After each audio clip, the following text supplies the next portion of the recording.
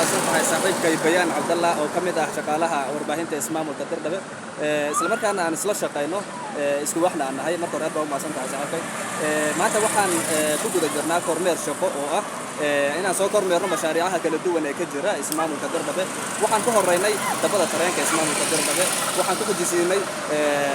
sabada warshadaha ismaamulka Dirdhabe oo iminka loo bedelay ganacsiga xorta ismaamulka Dirdhabe guud ahaan dalka Itoobiya ay lagu soo biiriyay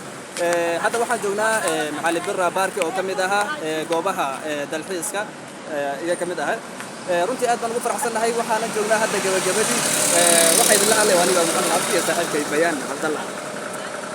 إنما تملكوت قادنيا محمد عبدي يا ثمانية قنقا بالدرجة كله داري إنجليز كتلي أيوة لما بروجكت توشنا يجوبيننا نودري دوان ندخل بيني مالكتنا كلا نفعل بس مالنا قنقا يا ولد في اللاغوتا ثم مالكتاتنا عبد waxaan leenahay ka soo qayb qaata dalxiiska iyo ka jira ismaamulka Dirdhabe idinka ayaa u bogi doonay